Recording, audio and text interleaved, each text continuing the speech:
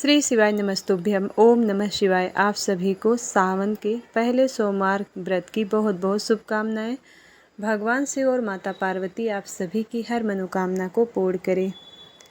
आज है सावन का पहला सोमवार और आज की इस वीडियो में सुनेंगे सावन सोमवार व्रत कथा और 16 सोमवार व्रत कथा। तो वीडियो को पूरा देखिएगा। वीडियो अच्छी लगे तो एक लाइक करिएगा। चैनल पर पहली बार आए हैं तो सब्सक्राइब जरूर करिएगा और कमेंट बॉक्स में ओम नमः शिवाय जरूर लिखिएगा। ओम नमः शिवाय। एक साहूकार था जिसके घर में किसी प्रकार की कोई कमी नहीं थी, परंतु उसको एक दुख था, उसका कोई पुत्र न था। वह इसी चिंता में रात दिन रहता और वह पुत्र कामना के लिए प्रति सोमवार को शिव जी का व्रत और पूजन करता था। सायंकाल को भगवान शिव के मंदिर में जाकर दीपक जलाया करता था। उसके भक्ति भाव को देखकर एक समय माता पार्वती ने भगवान शिव से कहा कि महाराज, यह साहूकार आपका अनंत भक्त है और सदैव आपका व्रत और पूजन बड़ी श्रद्धा से करता है। इसकी मनोकामना पूर्ण करनी चाहिए। शिव जी ने कहा कि पार्वती, यह संसार कर्म क्षेत्र है। जैसा किसान खेत में जैसा बीज बोता है वैसा ही फल काटता है, उसी तरह से इस संसार में जैसा करते हैं वैसा ही फल मिलता है। माता पार्वती ने अत्यंत आग्रह से कहा, महाराज, जब यह आपका अनंत भक्त है, इसे किसी प्रकार का दुख है तो उसको अवश्य ही दूर करना चाहिए, क्योंकि आप सदैव अपने भक्तों पर दयालु हैं, उनके दुखों को दूर करते हैं। यदि आप ऐसा ना करेंगे तो मनुष्य आपकी सेवा व्रत क्यों करेंगे। पार्वती माता के आग्रह कर देखकर भगवान शिव ने कहा कि हे पार्वती, इसके कोई पुत्र नहीं है, इसी चिंता से यह दुखी रहता है। इसके भाग्य में पुत्र न होने पर भी इसको पुत्र प्राप्ति का वर देता हूँ, परंतु वह पुत्र केवल 12 वर्ष तक ही जीवित रहेगा। इसके पश्चात वह मृत्यु को प्राप्त हो जाएगा। इससे अधिक और मैं इसके लिए कुछ नहीं कर सकता। यह बातें वह साहूकार सुन रहा था। इससे उसको न कुछ प्रसन्नता हुई और न तो कुछ कष्ट हुआ।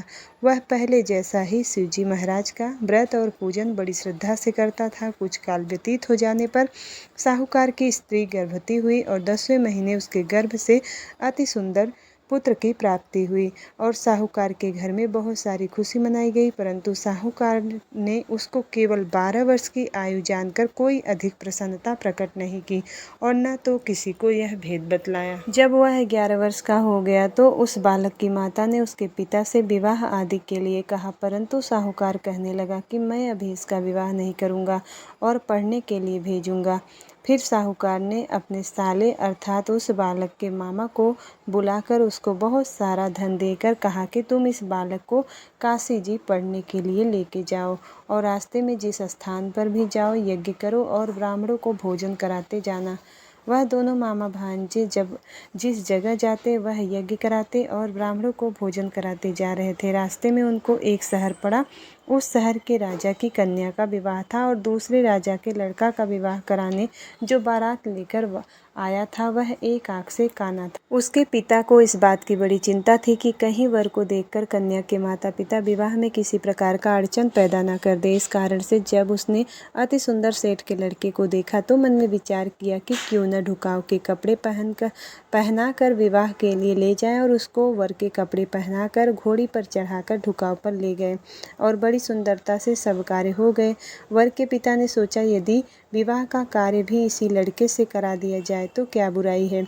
ऐसा विचार करके लड़के और उसके मामा से कहा, यदि आप फेरों और कन्यादान का काम भी करा दे तो आपकी बड़ी कृपा होगी और हम इसके बदले में बहुत सा धन दे देंगे।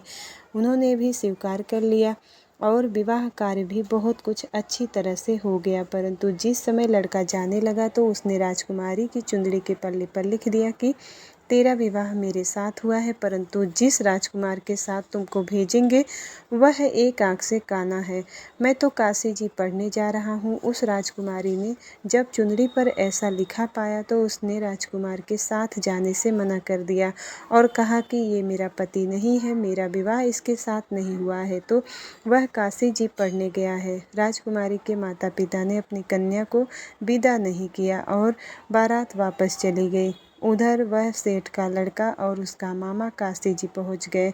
वहाँ जाकर उन्होंने यज्ञ करना और लड़के ने पढ़ना शुरू कर दिया। जब लड़के की आयु 12 साल की हो गई तब एक दिन उन्होंने यज्ञ रचा था कि लड़के ने अपने मामा से कहा कि मामा जी आज तो मेरी तबीयत ठीक नहीं है। मामा ने कहा अंदर जाकर सो जाओ। लड़का अंदर जाकर सो गया और थोड़ी देर के बाद उसके प्राण निकल गए। जब उसके मामा ने आकर देखा कि वह तो मुर्दा पड़ा है तो उसको दुख हुआ और उसने सोचा कि मैं अभी रोना पीटना मचा दूंगा तो यज्ञ का कार्य अधूरा रह जाएगा। अतः उसने जल्दी से यज्ञ का कार्य समाप्त कर ब्राह्मणों के जाने के बाद रोना पीटना आरंभ कर दिया। संयोग बस उसी समय शिव पार्वती उधर से जा रहे थे। पार्वती जी कहने लगी कि महाराज कोई दुखिया रो रहा है, इसके कष्टों को दूर करो। तब शिव जी बोले कि इसकी आयु इतनी ही थी सो भोग चुका। पार्वती ने कहा कि महाराज कृपा करके इस बालक को और आयु दो, नहीं तो इसके माता पिता तड़प तड़प कर मर जाएंगे। पार्वती जी के इस प्रकार बार बार आग्रह करने पर शिव जी ने उसे जीवन दान दिया और शिव जी की कृपा से वह लड़का जीवित हो गया। शिव पार्वती कैलाश पर्वत पर चले गए। इस प्रकार यज्ञ करते हुए लड़का व उसका मामा अपने घर की ओर चल पड़े।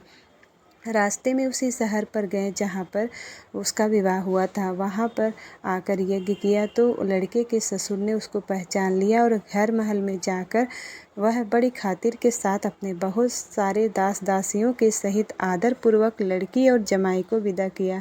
जब वह अपने शहर के निकट आए तो मामा ने कहा कि पहले मैं तुम्हारे घर जाकर सबको खबर करता हूँ।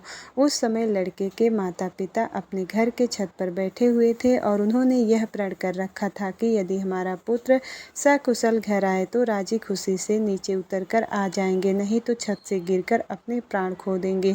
इतने में लड़के के मामा ने जाकर यह समाचार दिया कि आपका पुत्र आ गया है, परंतु उनको विश्वास नहीं आया। तब उनके मामा ने शपथ पूर्वक कहा कि आपका पुत्र अपनी स्त्री के साथ बहुत सारा धन साथ में लेकर आया हुआ है। तो सेठ ने आनंद के साथ उसका स्वागत किया और बड़ी प्रसन्नता से रहने लगे। इसी प्रकार से जो भी कोई इस कथा को पढ़ता अथवा सुनता है उसके भी सब दुख दूर होकर उसकी समस्त मनोकामनाएं पूर्ण होती है। शास्त्रों में लिखा है कि जो भी श्रावण मास के सोमवार को व्रत करेगा, व्रत की कथा करेगा और भगवान शिव की पूजा विधिवत करता है, उसकी भगवान शिव और माता पार्वती उसकी हर मनोकामना को पूर्ण करते हैं। तो प्रेम से बोलिए भगवान शिव की जय, माता पार्वती की जय। 16 सोमवार व्रत की कथा। एक समय श्री महादेव जी पार्वती के साथ भ्रमण करते हुए मृत्यु लोक में अमरावती नगरी में आए। वहाँ के राजा ने सुंदर शिव मंदिर बनवाया था। शंकर जी वहाँ रहने लगे। एक दिन पार्वती जी शिव से बोली, नाथ आओ आज चौसर खेलें। खेल प्रारंभ हुआ। उसी समय पुजारी जी पूजा करने को आए। पार्वती माता ने पूछा कि पुजारी जी बताइए जीत किसकी होगी। वह बोले शंकर जी की। अंत में जीत पार्वती माता की हुई। माता पार्वती ने मिथ्या भाषण के कारण पुजारी जी को कोढ़ी होने का श्राप दे दिया।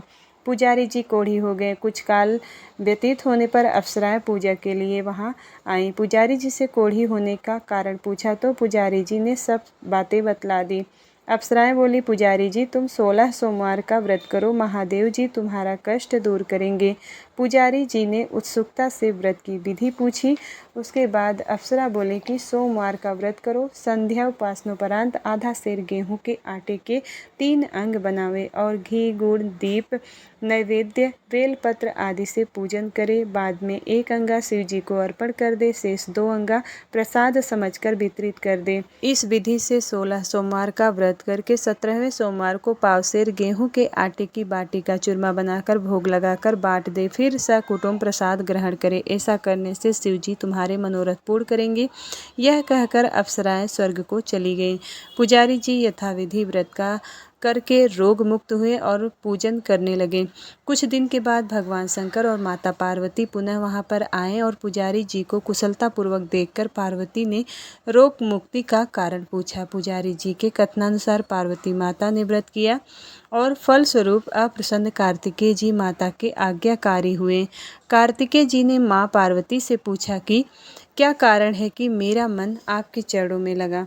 माता पार्वती ने यह व्रत बतलाया। कार्तिकेय ने भी व्रत किया, फलस्वरूप बिछड़ा हुआ मित्र मिला।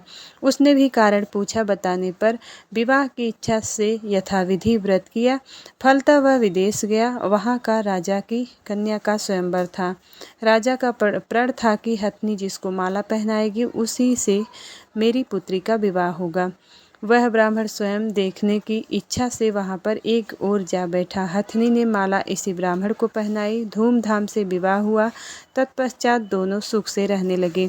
एक दिन राजकन्या ने पूछा, नाथ, आपने कौन सा पुण्य किया था जिससे कि राजकुमारों को छोड़कर हथनी ने आपका वरण किया। ब्राह्मण ने उसे 16 सोमवार व्रत की सविधि बताया।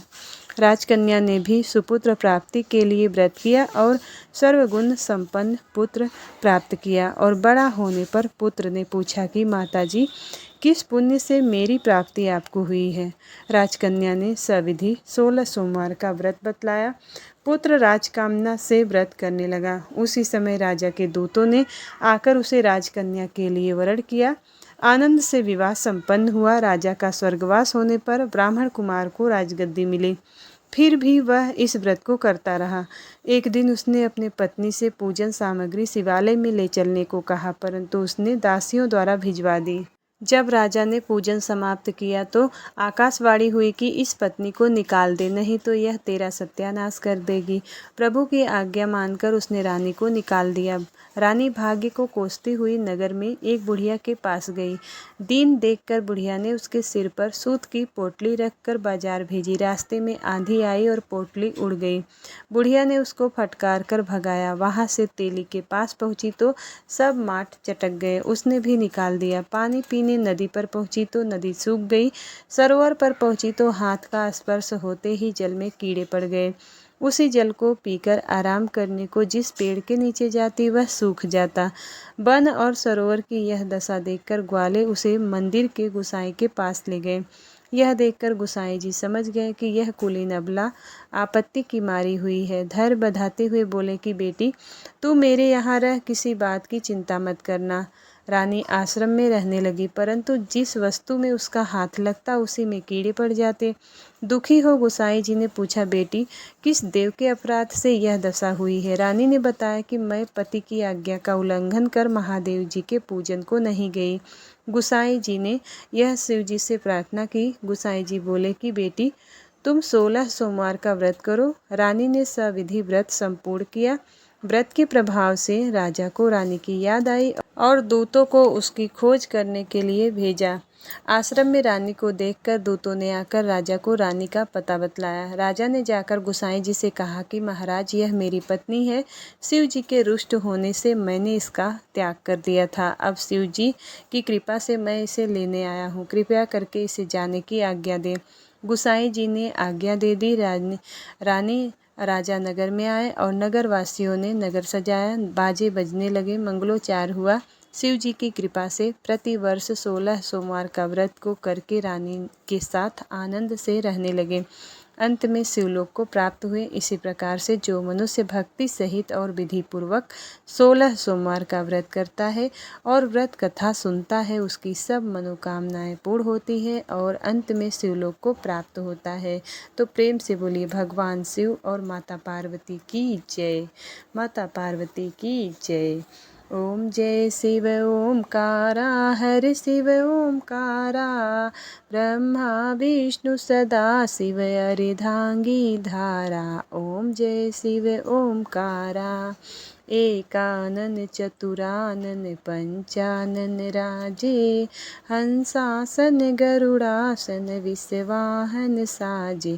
ओम जय शिव ओमकारा, दो भुज चार चतुर्भुज, 10 भुज अति सोहे, तीनों रूप निरखता त्रिभुवन जन मोहे। ओम जय शिव ओमकारा, जय माला बनमाला मुंडमाला धारी त्रिपुरारी कंसारी वरमाला धारी ओम जय शिव ओमकारा श्वेतांबर पीतांबर बाघंबर अंगे सनकादिक ब्रह्मादिक भूतादिक संगे ओम जय शिव ओमकारा कर में श्रेष्ठ कमंडल चक्र त्रिशूल धरता जग करता जग हरता जग पालन करता जय शिव ओमकारा ब्रह्मा विष्णु सदा शिव जानत अविवेका